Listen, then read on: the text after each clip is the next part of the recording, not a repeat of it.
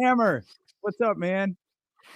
Chaos. I don't know what's going on with you guys. I'm just Well, like there's it's just it's here it's for the been ride. no, you know what? One thing we haven't talked about that I'm sure James would love to chime in on is the other part of the Kendrick Drake stuff from the epic Friday night, May 3rd, 2024, which I believe will go down in hip hop history forever, For sure. is the fact that it really stalled the Clippers out Wow. from a large portion of society who was so locked in on Kendrick and Drake that they weren't even paying attention to the fact that the Los Angeles Clippers failed in the first round of the playoffs again. I paid no mind to that, and that's crazy. They were saying on Twitter, Kendrick saved LA because he dropped, I think, the day after the Lakers lost, Yeah, and then he with the did. Clippers too the day of. Oh Yeah, my yeah. God. Kendrick single-handedly saving Southern California. So look, we got James here, and we kind of didn't even talk about then crazy things started to come out of Los Angeles.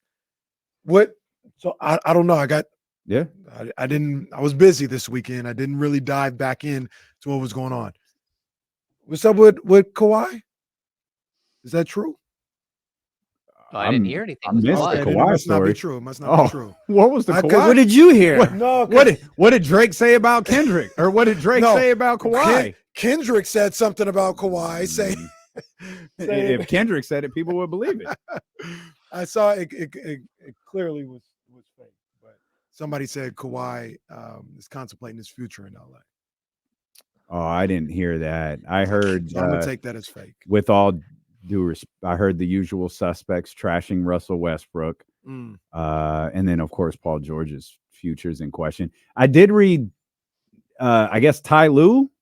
I think this happened Friday when the Lakers thing broke, James, is suddenly the Clippers were really interested in giving Ty Lue an extension after Darvin Ham got fired.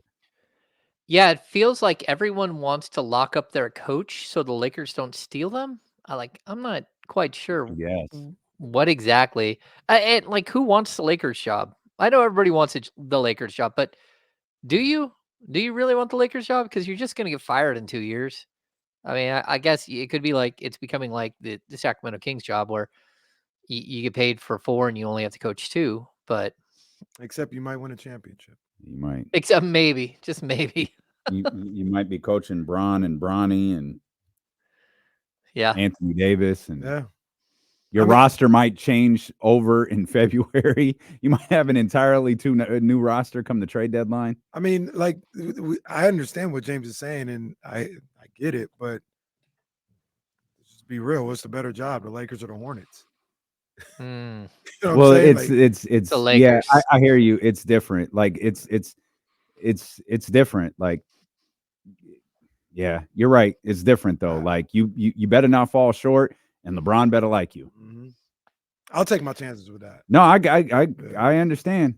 I understand. Watching what happens next with Darvin Ham, I think will be really interesting, James. Like Frank Vogel was an established coach. The Luke Walton thing will always be weird because he had his next job lined up before he was fired. Mhm. But Darvin Ham, that'll be interesting to follow. Like, does he get another job next year? Is there even another job available? How many, does he go back, to sitting on someone's bench? Like what happens with him next, I think will be really interesting. Yeah, I mean, this is a classic like young retread coach. Like he's going to go back into the assistant pool and he'll be a top tier assistant on a team this year. I would assume he's been a really good assistant for a long time. Works under Mike Budenholzer in Milwaukee. Um, but that's why you have to be leery about taking this job.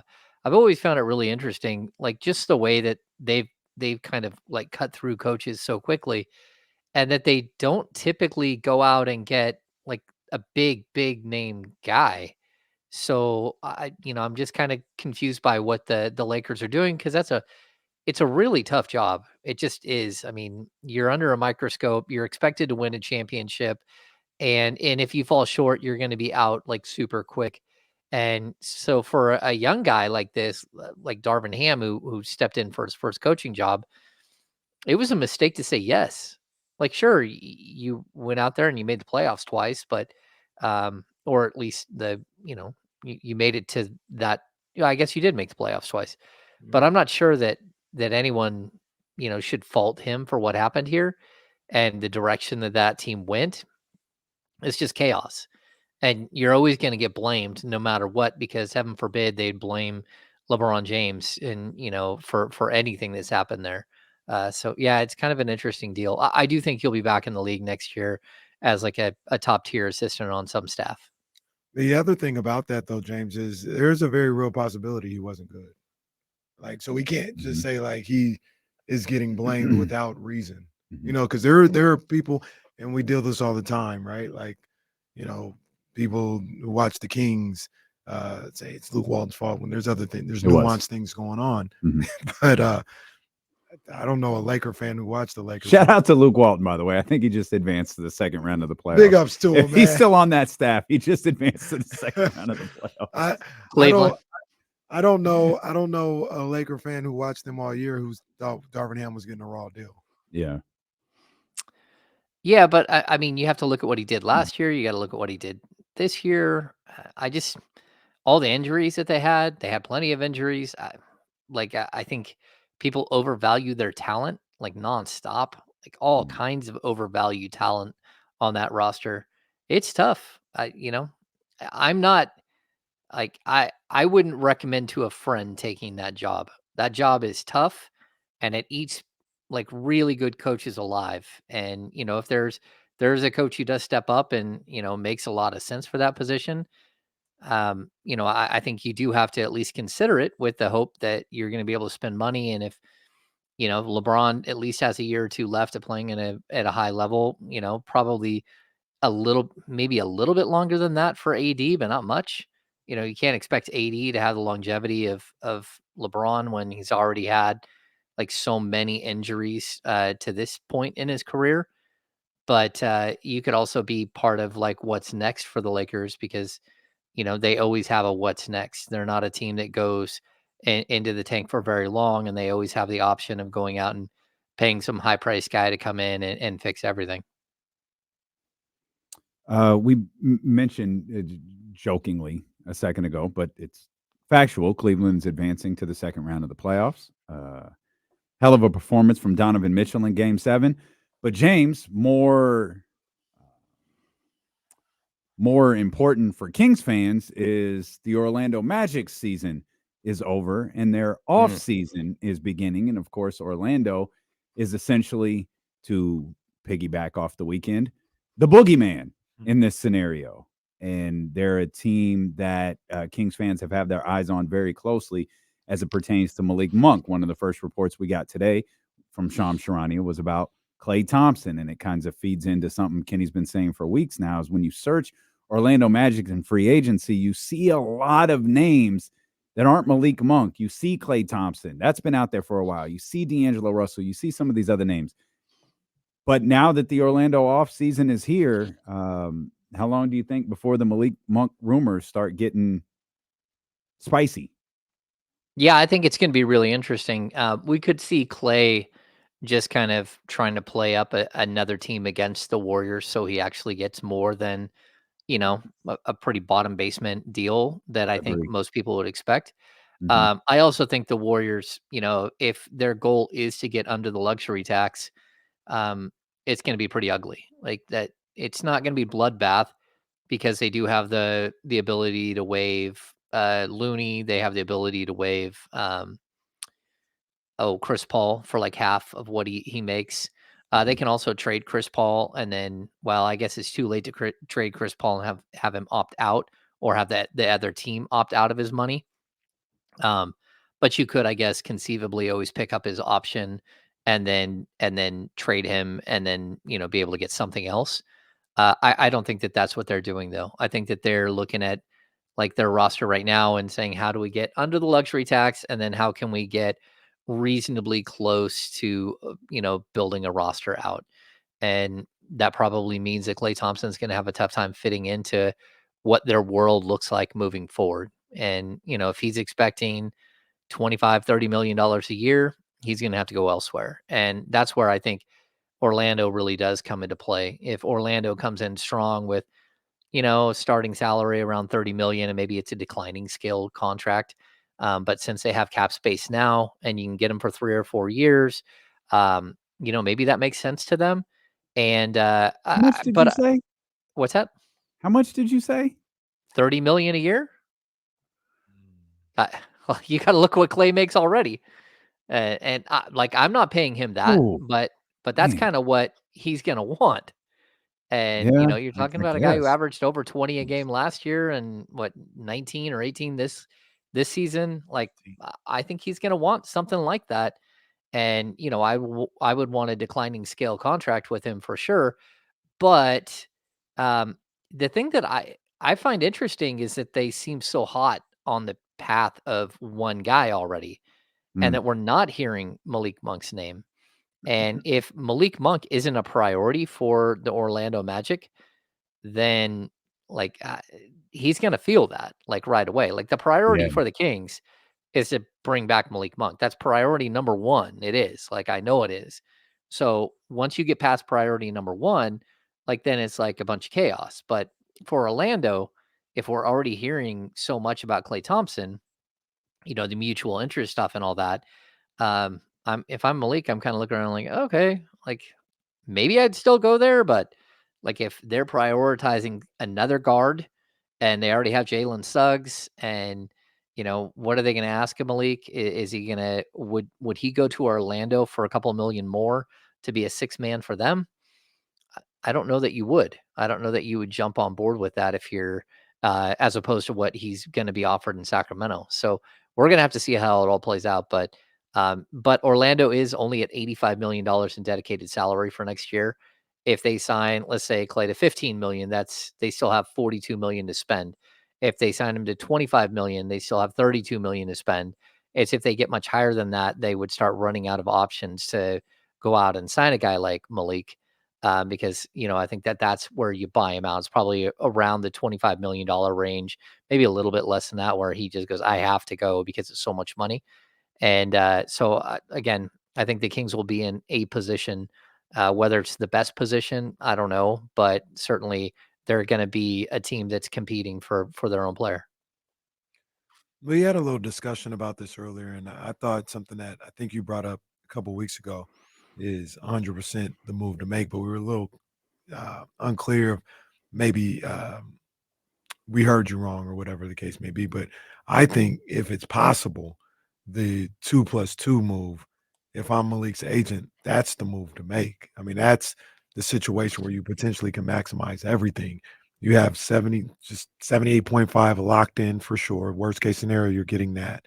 But you have the potential in 2 years to like burst out of that contract and sign with either the Kings where you can make the most money once them TV rights deals hit and everything, or you can go somewhere else where there's going to be money all throughout free agency. Is that still a possibility, or is it just they can offer a 2+1 or a 3+1? No, no, no. Okay, so if they use early bird, the only thing they can't do with an early bird is offer a less than a 2-year deal. Like he has to at least accept 2 years with the early bird, which was like 17.4 and then 18 point something. So right around 36 million over 2 years. And then on top of that, they can offer like a full 4-year, but have opt outs after year 2, have an opt out after year 3. Like there are different ways that you can build this out. You can also you can do trade bonuses for a guy like for this type of contract. You can do like a 15% trade kicker. But yeah, I expect the Kings to offer him, whatever the best thing is for Malik, whatever is the most advantageous. Like if he can do a two, he gets 2 years guaranteed, and then a player option after year 2, after year 2, and that would allow the Kings to come back with full Larry Bird rights and sign him to an extension without regards to the salary cap and the luxury tax and stuff like that, up to his years of service. So that's like the opening offer to Malik. It's not, hey, we want you here 4 years and we're not going to give you a 2-year guarantee and then no player option and stuff like that. They're going to, do the best they Mm. can to be in the ballpark with him, from what I know. Okay. I would just sit down with Malik and his people. Sir, what would you like? And we will sign you to that and figure it Yeah. all out from here. Um, hypothetically, worst case scenario, Malik doesn't re-sign here. This is probably an impossible question to ask, or excuse me, it's probably an impossible question to answer. It's actually quite easy for me to ask. How steep is the drop off after that? Because we feel like Malik is so vitally important to what the Sacramento Kings are doing, to what they're building, to their future, to the core, to all of this different thing, all of this different stuff. And ESPN 1320 reports Malik Monk signs with the Orlando Magic. All right, how steep is the drop off after that? Are we just because I feel like you lose so many things right there. You lose the love, the spark. You lose the fan interest. Like, can that be made up in a single player? Like, how does that get made up? Should worst case scenario happen? Yeah, I mean, like certainly it's a huge blow to the Kings. Like I'm not going to sugarcoat it. I mean, this guy has been like sort of your I don't know, like your guiding light the last 2 years, right? He's the guy who brings all the energy. But like this is the NBA. Like there's a couple of ways that you could fill that spot. Like and maybe not all of them are like super attractive to people that are out there that are looking at this, but I think you also have to see how it works in practicality. You can go out and sign another guy like Malik Monk, and I would like sort of remember that again. We've brought this up before, but like Vernon Maxwell and the first original build before the Kings got to Bobby Jackson, Vernon Maxwell, Tony Delk, right? These guys come in off the bench. They're lightning. They have huge impact. Everyone likes them, but they go on to greener pastures, and then. You get to Bobby Jackson, you kind of settle in, you find this guy that brings something different, same type of energy that we're seeing from Malik. Like there's possibility that there's another player out there that comes into Sacramento and fits perfectly. And you're just looking at him and going, okay, this makes he's like Malik, the point 2.0. Now you might miss and you might miss a bunch of times trying to find another Malik. That's totally possible. And I think that there are some intangibles that Malik brings. But I would also caution people like just because Malik is like this six man that means so much to the Kings, that doesn't mean that the Kings can't do something completely different at that shooting guard position. It's not, they could go out and try to chase like a frontline shooting guard and a guy who plays 35 minutes a game. And, so the need for a lightning rod off the bench is minimized slightly.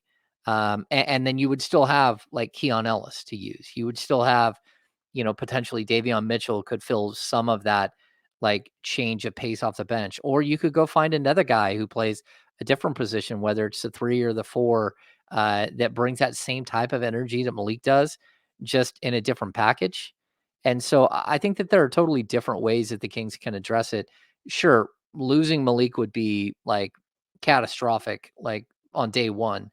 But then you have plenty of time and plenty of assets to go out and try to bring in the player that, whether it's a full Malik replacement or it's a guy who fills in a totally different role. And then you use other players to sort of fill in that, like exciting guy off the bench. So yeah, I think it would be tough, but at the same time, like this is NBA. I mean, they don't grow on trees, but guys like that do exist. And it would be on the Kings to go out and find it, whether it's like Anthony with Orlando, which I think all of a sudden looked more and more like somebody that might make sense in that type of role, or Trey Mann in Charlotte. I like Bones Highland. You can try to find that guy, or you can go out and try to find a guy who legitimately is a 20-point per game scorer at the shooting guard position and could really minimize the impact of losing a player like that. I keep talking about a guy like Kelly Oubre. You know what I mean? I don't know if he's as good as Malik Monk, but I like the idea of Kelly Oubre. Even if you were able to keep Malik Monk. Yeah. Oh no, I think like for me, I've always liked Kelly Oubre as a player. He can be erratic, and again, I've said this a million times, but him and De'Aaron Fox are close. They played AAU ball together. They're both Houston guys. They know each other well. But I would also caution that if they don't go that route, just know that Mike Brown coached Kelly in Golden State, and Jay Triano coached Kelly in Charlotte. And so their coaching staff specifically has a very good idea of who Kelly Oubre is and whether he would fit or not with this team. And, like we may never know if it got to a certain point where where you're doing all the deep background, but I don't think it would take too long to get the deep background done on whether or not the Kings would want a guy like Kelly Oubre on their roster. And that's just because he's a little different. He does bring the athleticism, the speed, the length that the Kings might need at the 3. But also, like, he does have some warts as a player, which is why he's playing on a low dollar contract this season and, hasn't really made the money that you thought he would have early on in his career. I thought Casey wanted to add something. He kind of chuckled at. No, he said he's different. So he's that. That's certainly one way of putting it. Yeah, he's a little different. Is the defensive wing, be it the 3 or the 4, given Keegan's, I really almost said Kendrick's versatility. Given Keegan's versatility, is the athletic 3 or 4 the next biggest thing that following Malik Monk that Monty needs to address? Yeah, I mean, I even put it. I know you feel a certain way about the backup big too. Yeah, I'm okay. No, the backup center position, I'm totally fine with. If Alex Len is back next season, I'm totally fine with that. And, again, you've got to continue to build and continue to find pieces that make sense to you. But I could see the Kings going with a low salary backup center for a couple of years because you've got Sabonis who's going to play so much. And the key is that you have to find the other players that maybe you can run the offense through when he steps off the court, when Sabonis steps off the court. Yeah, I don't really care all that much about that position. And again, it's because you have a guy who plays 35, 36 minutes. The position that I think the Kings have been lacking is a 3-4 with length and athleticism. I've been super clear about that forever. And until they find that, I don't know, and could Kelly Oubre be a piece that kind of fits that? I think the Kings have to get multiple players at the 2, 3, 4 that are long, athletic, that have defensive prowess, and that kind of give you sort of that athleticism that you don't have right now. And that's going to be difficult because those guys don't always grow on trees, and they're valuable in the NBA. But that's sort of where Monty should be attacking. Of course, you got to figure out the 2. You got to figure, whether Kevin's coming back, whether Malik is coming back, what you're going to do with Harrison Barnes at the 3, and all that stuff. But you clearly know, in order to compete in the modern NBA, you got to have the Jaden McDaniels, you got to have the Brandon Ingrams, the Herb Jones, all these players that are long and athletic that cause the Kings so many problems. And if you don't get those players, it just makes life really, really difficult. And it puts all the onus on Sabonis to be more of a defensive player than he should be. And even, Fox, it puts a lot of pressure on Fox as well. So I would hope that is sort of how do we walk into an offseason and build out the length and athleticism of this team. And I think they should have done it last offseason. And they should have attacked at the trade deadline. But at this point, it's such a glaring weakness that I can't imagine that it's not high on their priority list. We'll come back. We'll talk more Kings basketball. We'll talk more NBA basketball with our insider from the Insiders. I got something I want to ask because now we starting to cook. Now we about to start cooking. I know what you're doing. The Kings aren't going to sign you just because you had your first basketball game in 4 years. And he's shooting. You're not wrong. Steeler with KC here on Sacramento Sports Leader, ESPN 1320. Oh, man.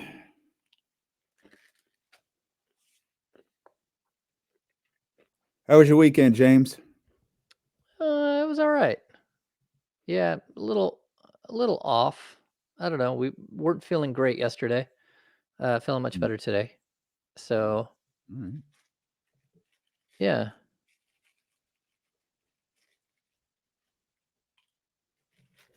Let's see.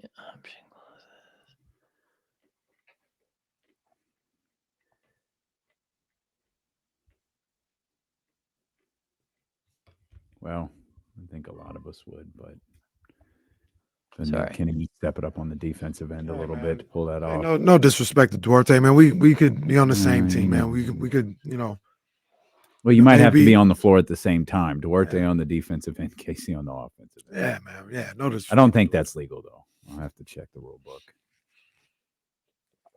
Yeah, what was the weather like where you were, James? That's a good question. Was it pretty wild? Oh yeah, it was totally wild. Yeah, I actually sent Kyle a video like I zoomed down to the water on the lake, and you could see the rain just hitting the lake so hard and splashing everywhere. It was wild. We even had hail at one point. Mhm. It was definitely strange.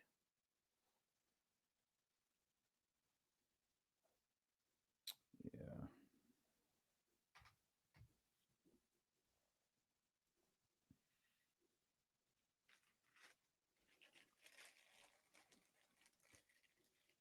Yeah, Thunder was pretty vicious.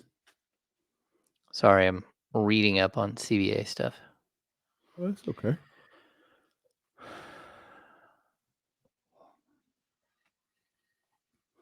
Yeah, we got a podcast in on Saturday. That was nice.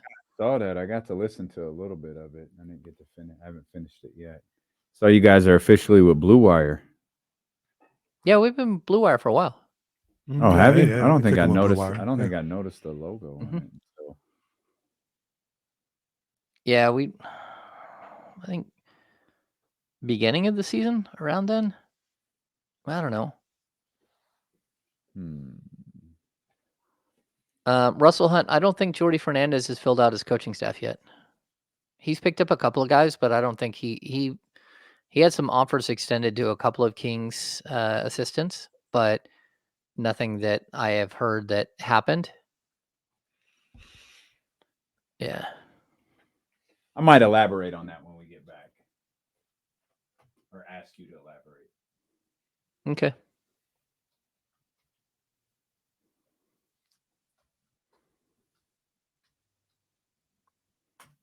Yeah, we Reddit. Odyssey says to change your password Oh notice. no! Oh no. Literally, it's the worst time of the year. Which email was worse? That one or the one you got a little while ago? The one we got a little while ago. I read that. It was even worse. Real. It was even worse Are we because serious? James and Kyle are on it. Like, are we? Like literally, none of us can be there. What time was it? 12.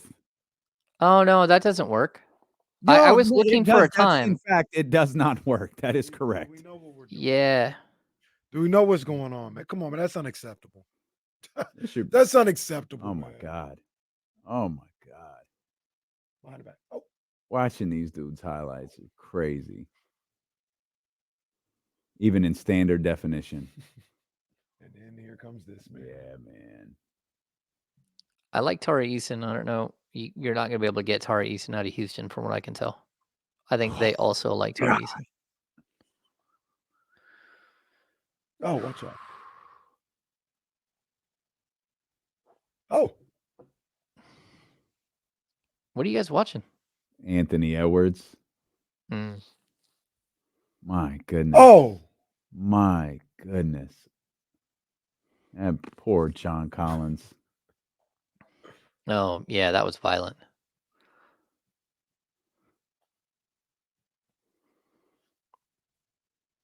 The Oh, Kings, I don't think this is going to be big name coaches. It's going to be a back of the bench coach or two. Because they already moved Luke Laux up to the front of the bench. Luke. Attaboy, Manny. Attaboy, Manny. Come on, man. Manny. Come on, man. I don't know what we're doing here with the mattress gig, but I'm The here Chatty for it. House brought to you by Matthews Mattress. Hang on. Yeah, James just getting the news. The Chatty House is brought to you by Matthews Mattress. Yes, Yeah, indeed. man. Yes, indeed. Yes, Shout out to the indeed. mattress connection. Drew mattress down, and Yes, anybody else in indeed. the Chatty House that needs to be on that mattress wave, man. Come on now. you're headed into Oh, one that's of their 10 exciting. locations, yes, indeed. If you're headed into one of their 10 locations, just make sure you tell them that D-Lo and Casey You gotta sent you. tell them That is D-Lo and very, Casey sent you. very important. Real- Hammer, Real sorry. quick before we So, get into yeah, that, I saw something not too long ago. Rudy Gobert questionable tonight Mm, due to the birth of his first child. salute. Boy, he's All gonna right. get a verbal lashing if he misses a playoff game. I don't Oh, know. I don't think people do that for birth. A word? Okay. Who they do it for? I don't know. I'll be interested to see what Shaq and Charles say tomorrow Oh, if well, they if he doesn't play. yeah, maybe They are maybe remember they already hate Rudy Gobert. Yeah, maybe they get him. Maybe they get him. But usually people. Okay, Don't by the trip on way- birth of a child. Call back. I know a lot of y'all are with us every day. Call back. It's 3 days. We eventually, Hammer, we listened to the Paul George interview. Or I'm sorry, the Paul George media scrum. Yeah. The context in which the question was posed about when Paul George, when TNC clipped that answer of talking about Paul George saying, you put in the work, you got to be satisfied with the results. The question was really, really important to the answer, and it made Charles and Shaq look a little silly Yeah. with the response. Now, clearly, again, they didn't know the question. That's what you do. You cut, you take sound Was bites, you live present them, TV too. you present them out of context. That's what they did. But hearing it in complete context, there's absolutely nothing wrong with what Paul George said on Friday. I agree. or If Thursday. I sounded a certain way, I'll take it back too, because in context of the question, it wasn't related at all. He answered the question, is what he did. I know you had something you wanted to jump in on, but James. No, it was, Gobert. Oh, that's what it was? Yeah. Oh, I thought it was, the other. Oh yeah. No, go ahead. Yeah. I wanted to ask James something about he was talking about with the Chatty House, brought to you by Matthew's Mattress, a second ago during the commercial break. You asked about Jordy Fernandez. Jordy Fernandez filling out his coaching staff. Can you walk us through a little bit how that process works for a coach headed to a new location, and like what Mike's role in this is and what Monty's role in this is? yeah. Okay. So when Jordy leaves, like, there's usually so coaches. There's a list of coaches, right? So Jordy Fernandez was the associate head coach for the Kings and defensive coordinator. Jay Triano's the offensive coordinator, and then you have your other front of the bench guys, right? So Doug was front of the bench, and I think that's it. I think you only get 4, right? But the rest of them have there's a coach number 4, coach number 5, a coach number 6, coach number 7, coach number 8.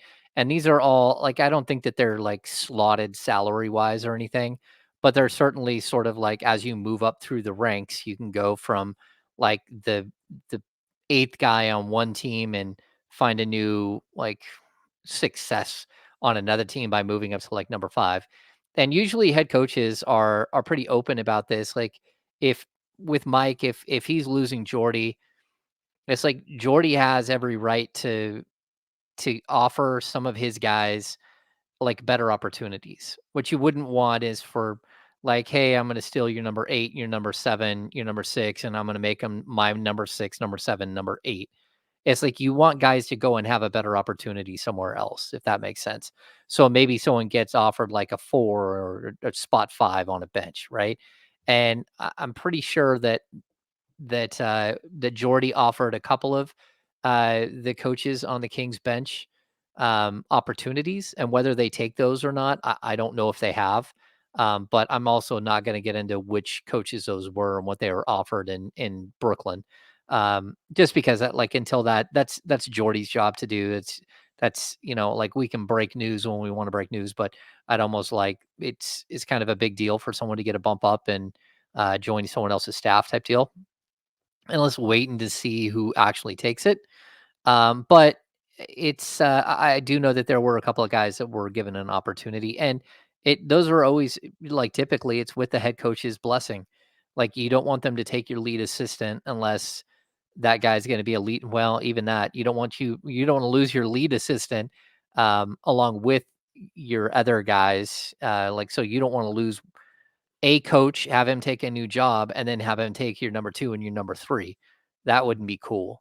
But outside of that, I think most coaches are happy for guys who are moving up. And then as of right now, the Kings don't have another front of the bench. Luke Laux is moving to the front of the bench.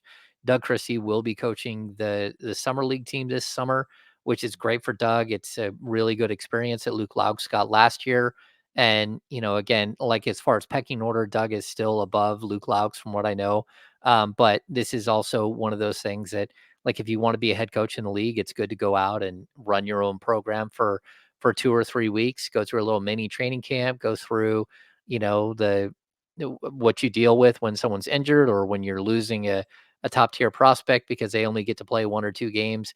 It's just, how do you deal with all of the rigors of being a head coach, like in a small window, and how complicated it is. And I think that's a good learning process for anybody.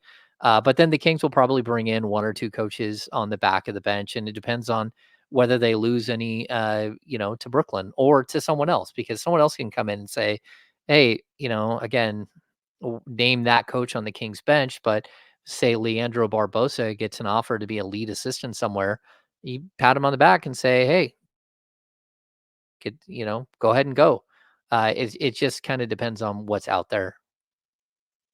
Is another thing that I thought about, just trying to figure out the coaching situation and what could be. Is there anything that would bring Lindsey Harding back potentially?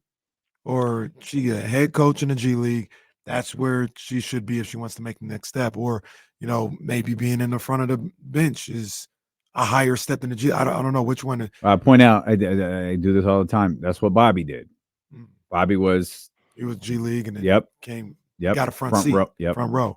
So Yeah. I'm with you. I think the Kings front row seats are already filled up. But would that be the only reason why she would come back from the G League to the Kings? Or, maybe she would come back to be in Luke Loud's spot. I don't know. Yeah, I don't know. I don't know what's going to happen with Lindsay. I know she did a great job at the G League level. I also know there are some G League coaches that may or may not get moved up, and that's just kind of the way it goes. Like, sometimes you do promote from within. Bobby had to go outside of the Kings to go get his opportunity. He went to Philadelphia on Nick Nurse's staff, and he had a relationship with Nick Nurse because Nick Nurse did sort of the same thing. He had to go become the G League head coach in order to get enough head coaching experience. And I would say it's a little bit like going and coaching summer league, except for it's a full season and there's a lot more constraints too on the G League. Like, you have a very small roster, you have a very small staff, and so I think it's a really, really good learning experience. But that doesn't mean that you instantly move back up to the bench and have a like slot on the front of the bench because you went and did that. Again, look at Bobby. There was no room for Bobby to come back and move to the front of the bench in Sacramento, so he took a job somewhere else. So I could see that being the case for Lindsay this summer as well. I could also see her be back in Stockton next year, and we'll see how that goes. But again, it's a sort of a person by person, and it's a head coach by head coach decision. And that's something I'd also point out. Like, head coaches, like, almost every single head coach has it built into their contract that they get to decide who their coaches are, that they get to hire and fire their coaches. And, like, I guess you could fire somebody's assistant coach if you're, front office personnel, like the Kings did years ago with Vance Wahlberg on George Karl's staff. But you also, when you're looking at that, it's kind of, it's something that a head coach should be able to surround himself with people that he's comfortable with, that support him in the right way, that bring a different, flavor to what he does, and, sort of fills in some of the gaps. And Mike had a phenomenal staff this last year and the year before, and I expect him to, sort of keep building that staff as we move forward. Okay. Feels like there's a lot of moving pieces with the Sacramento Kings this year, and an off season you don't really want them to miss on. This is a vitally important off season for this franchise. And man, this feels like deja vu because I swear we just said this last year. But I also think, James, unlike last year, there was always the option of, all right, let's see what this team is able to do with the growth of Keegan Murray and the old run it back scenario. and while that's certainly a possibility, it feels like it might be a little less of something that you can lean on if you're Monty, which means this might have to be his most creative off season so far as a general manager. Yeah, I think he's gonna have to be super creative. Like he knows that his team fell short, right? Whether we call this last season a failure or just sort of a plateau or whatever you want to call it. You want to talk about the injuries that happened that didn't happen the year before. Either way, the depth of this team was questioned, and I don't think it held up in the way that you needed it to. I think you did find like a magical piece in Keon Ellis, which was sort of the silver lining to the injuries and everything else that happened this year. But overall, I think that Monty has he to use every single tool at his disposal, and he's got players he can trade. He's got exceptions he can trade. He's got draft picks he can trade, whether it's trading the 2024 pick on draft night or it's, moving your 27, 29, 31 in a big deal. Like I think that we got to give him some leeway to make the moves. But this is a super, super important offseason for Monty and super important offseason for everybody. Like again, it slid under the radar, but Domantas Sabonis turned 28 last week. And you probably have 5 more years of him in his full-fledged prime, and then maybe another 3 years of him being a really good player after that.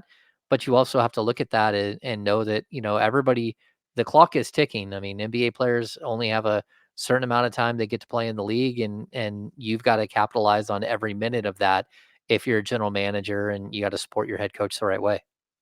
Hey, real quick follow up. You used two interesting words right there. Was it a failure or was it a plateau? Which one do you think it's closer to? No, I think it's more of a plateau than it was a failure. I mean, I think we could look at, again, like Mike Brown talked about, like there's 5 or 6 games that if they just hit their free throws, they would have won and they could have been a 51-win team without even like getting crazy on anything else. Just hit your free throws. And so yeah, I don't think it was like some huge step back. And I think if you're an owner, you're probably looking at it as a major disappointment because you got a taste of the good life last year and you started, taking in that playoff money and understanding how much playoff money means. And so that's one thing. Um, but overall, like I don't think it was a failure, and I don't think that Mike or Monty should be looked at as a failure for last season. Like this is a build; it's not a rebuild. It's something that you need to add to, and you can't just expect. You try to run it back, right? The run it back theory, and the run it back theory only got you so far. It got you basically the same team you had the year before, except for Mike was able to trade a little bit of his offense for a whole lot of a defense. And so that's good. I mean, you're able to jump from 24th or 25th to like number 13 in the league in defensive rating. That's spectacular. It's not good that you fell from number 1 to number 11 in offensive rating. So now this next season, it's about finding that offensive push and also, trying to maintain or get your defense even a little bit better. And the best way to do that is to add more talent to the roster.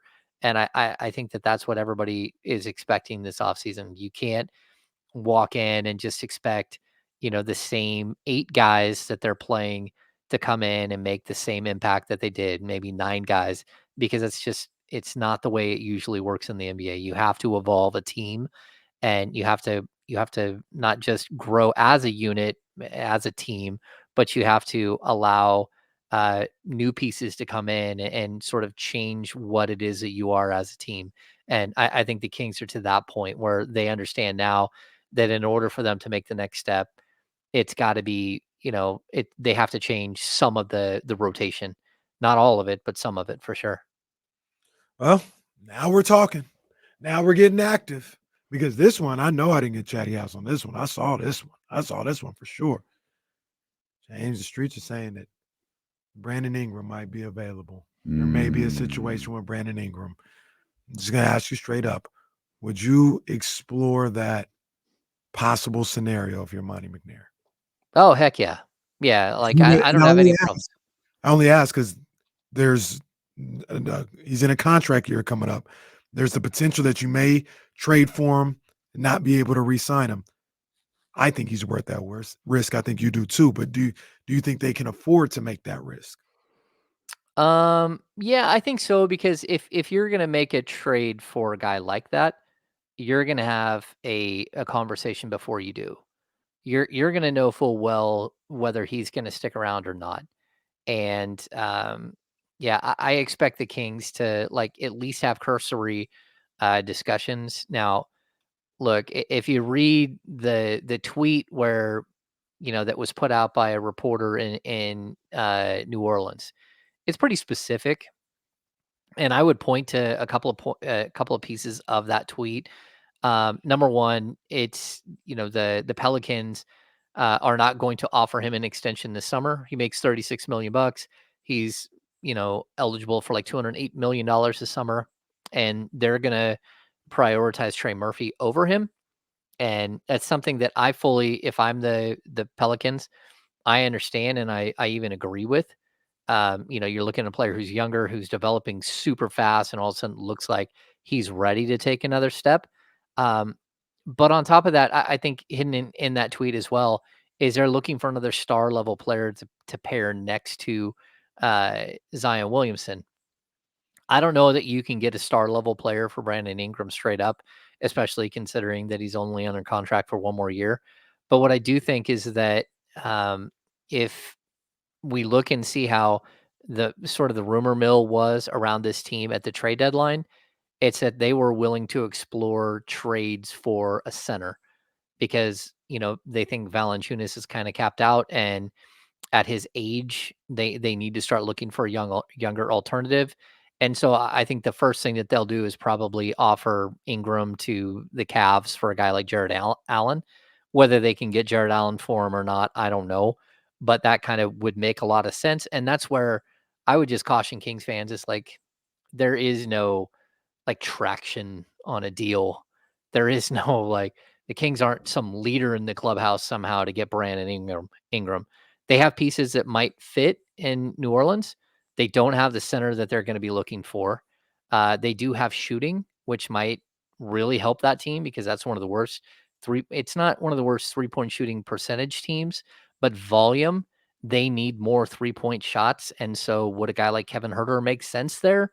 Maybe he would, maybe he wouldn't. I don't know. I personally think Kevin Huerter would be great there. I agree. Exactly. But it's also going to cost you draft capital and everything else. And I don't think that they're going to take a huge step back in order to facilitate a Brandon Ingram trade. But I would also caution them that this is a moment where you probably want to trade him. So someone would at least have a year and someone would at least have a summer to discuss an extension with him. Because if you trade him at the deadline, then it's like a 25 game rental, and who knows what happens. They probably feel like they wouldn't be, though, taking a step back. I don't think the Pelicans would feel like trading him would be a huge step back. I think they're probably running through the BI or Zion thing in their head like, hey, it's not just reporters and radio show hosts in Sacramento and virtually every NBA fan on the planet who realize we tend to operate better with one of them than we do both of them. And we could find the right complementary player, then we'll be in good shape. The question just for the last couple of years is, who are you finding the complementary player for, Brandon Ingram or Zion Williamson? And it feels like maybe contractual circumstances is leading them to find the complementary player for Zion Williamson rather than Brandon Ingram, recognizing those two might not complement each other. No, I get that. But from a pure asset standpoint, you don't want to take a step backwards because as of right now, Brandon Ingram How would they? Is a very good asset. Well, if you don't get dollar for dollar, if you don't get what you need from that. So like I got you. I don't think we don't know what they want right now. Like to throw out there looking for a star, like that's just kind of All right, broad. shut the hell up. Yeah, You're not going to get but that. if they are looking for And Kevin like Huerter's a star, damn it. a starting level shooting guard and some backup forward help, whatever that might be, and then maybe 2 first-round picks. Hey, I think they got to listen. Boy, that's a lot for a player with 1 year left on his contract. That's a lot. And I get it. It's the league, but Yeah. boy, I don't know. That feels like a lot for a player who you're crossing your fingers on. Yeah. No, I'm But with what you. do I Yep, know? let's do it. Hey, Well, if it I'm sounds a like Kings, Trey Lyles is a part of that in James's scenario. Not saying James didn't say Trey Lyles, saying you're looking for backup forward help. Oh, all right. well, yeah, but And there's Trey other Lyles fits. Yeah, but there are other options the Kings have there. I mean, again, Duarte, Davion Mitchell, all expiring contracts. Maybe they are looking for a veteran to help them sort of push this thing along. Maybe a guy like Harrison Barnes does make sense for a team like that. Like there are options here, and I just think that like Brandon Ingram is a top tier talent. Whether he's always great and always putting up the numbers you want, who knows? But I still think he would be intriguing and a really good fit for the Kings. James, we're running out of time. I did want to ask you this though before we go. What do you think about Minnesota getting that game 1 win? Shocking. Really? Yeah, I mean, I didn't expect. No, I thought Denver would roll early on in the just to like kind of like plant the flag. I was surprised that that they lost game 1 and now they're going to be playing from behind the rest of the series, and that's not what I expected from them. Okay. Better be careful tonight. Yeah, You better boy, be careful. man, Mhm. the conversations change if Minnesota goes up 2-0. But it's fun, man. I'm excited to talk about this. I was just getting ready to ask James on his thoughts on Kendrick and Drake, but as good old JR would say, we're out of time, folks. Just out of time.